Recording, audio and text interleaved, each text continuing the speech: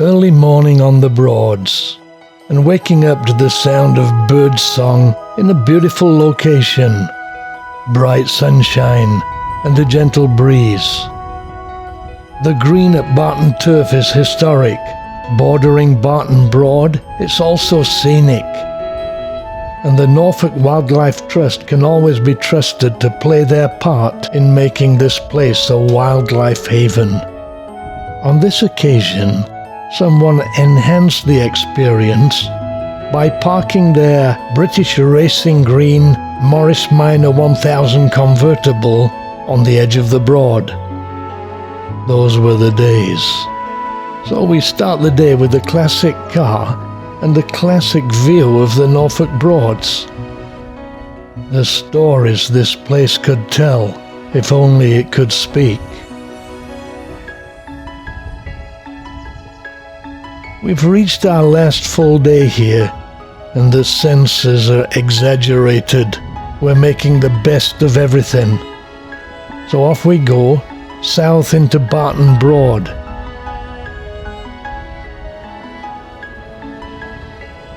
Sharon at the wheel.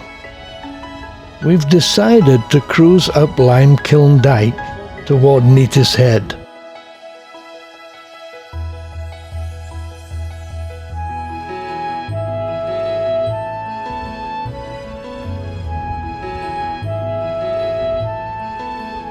The dike is narrow, but the scenery is classic Broads. I love days like this. Not a boat in sight, quiet, peaceful, beautiful weather,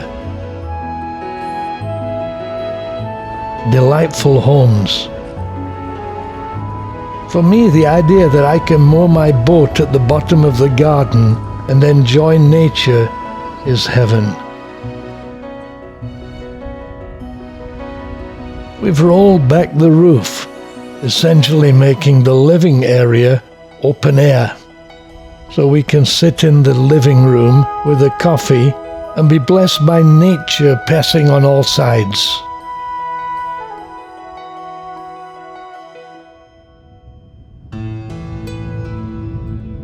Back up to Barton Broad.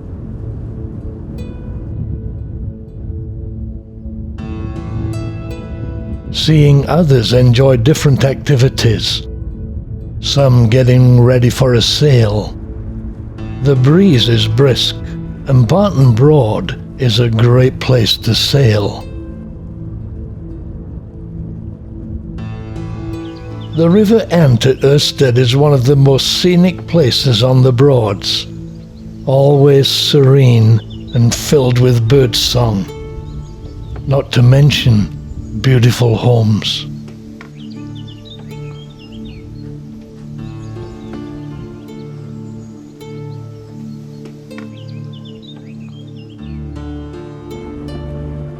So on to How Hill once more.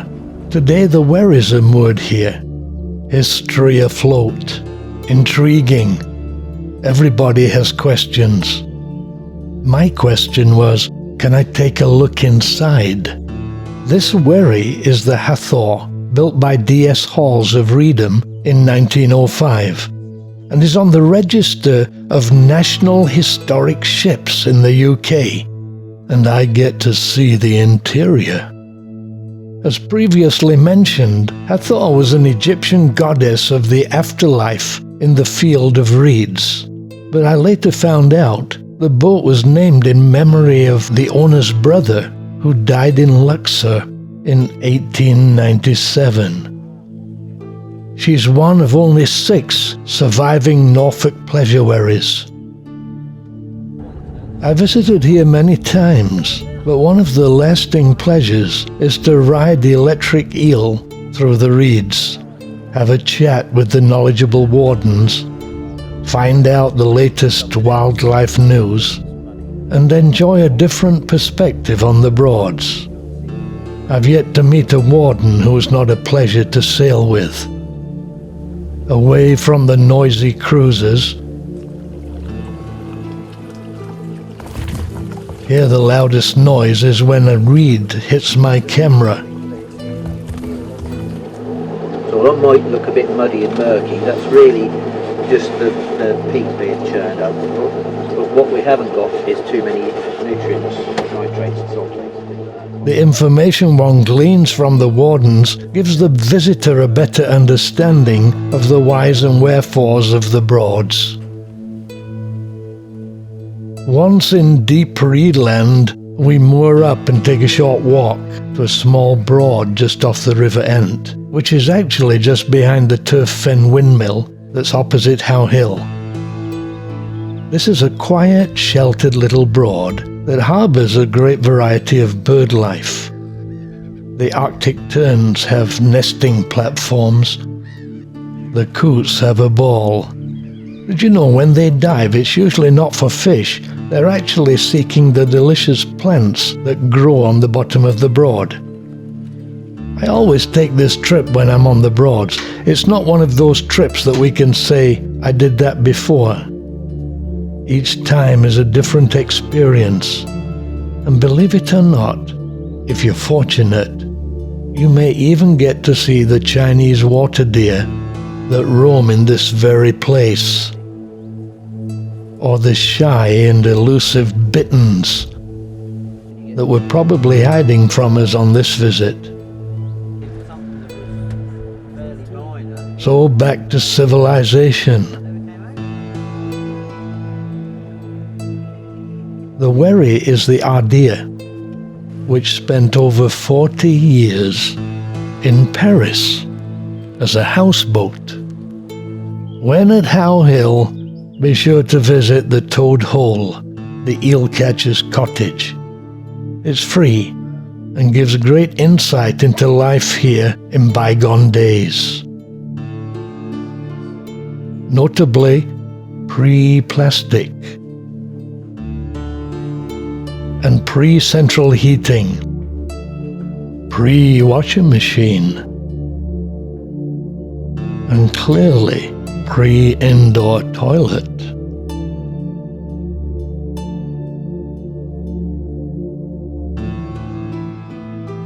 We've come a long way in the past 100 years. That, by the way, is a hot water bottle in the days when it was a bottle.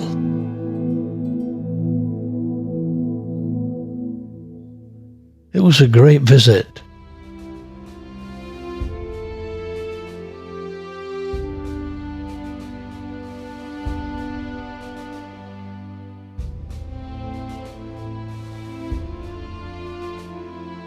Meanwhile, back at Hathor, the school children get their history lesson.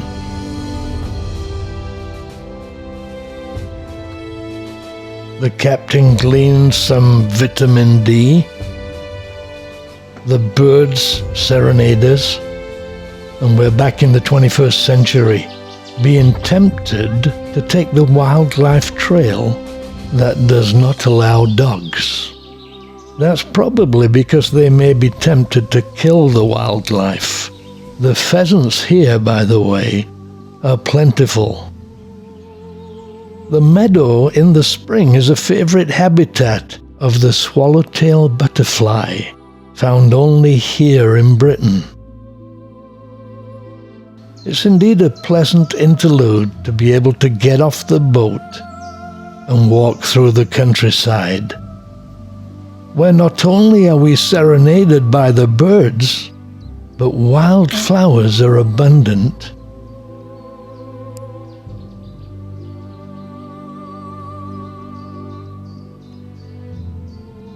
The foxgloves amazing, and the colors peaceful.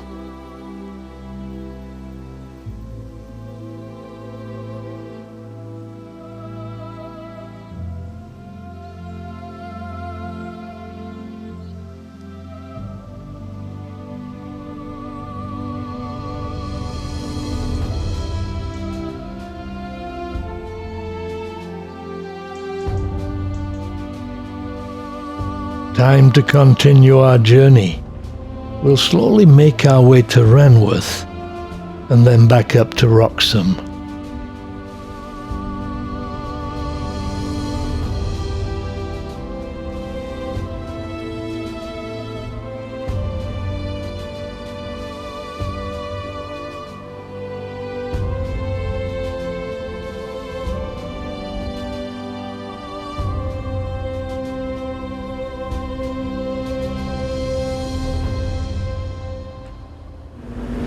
coming down the Ant. We've just left Howell Hill. The sun is shining. We're heading down to Ranworth Broad, and it has just been a beautiful day. We're heading down the Ant to Ludham Bridge. It's 4:30 in the afternoon. This is my favourite time to cruise down the river. Another great pleasure of this kind of holiday is that it's really laid back, relaxing. No buses, trains, planes, queues, or timetables. And we get the opportunity to chat and fellowship.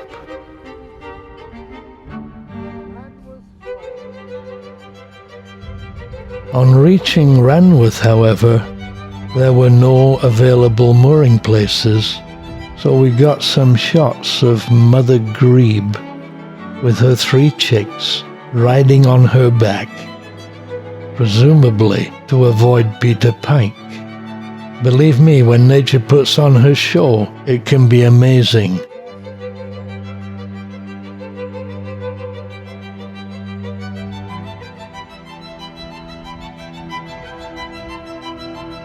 So on we go, through what are some of the most scenic places on the Broads.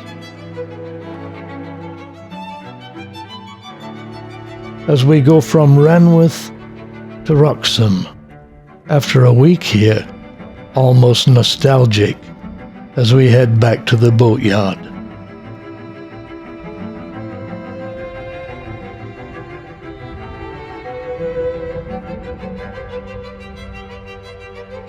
Awning as serene as usual. Just about everybody's moored up already. The kids get to use the river. Time for sailing lesson, perhaps.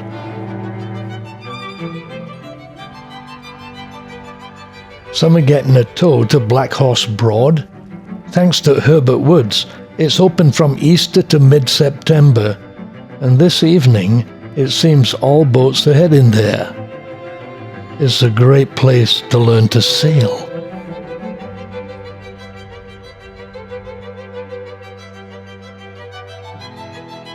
Then on to Salhouse Broad. Everybody moored up already.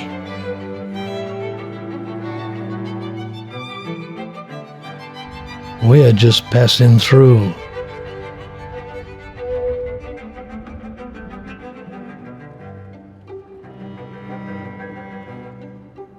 Wroxham Broad next. It's a great place to sail, as it's not sheltered so much from the wind. Then the final stretch. It's been a great week. Why are we moored up in the boatyard, you might ask?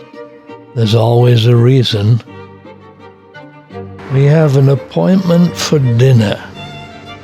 The Thai restaurant here being the cause of it all. And as you see the food, you will understand why this was a great way to end our stay. Another great adventure.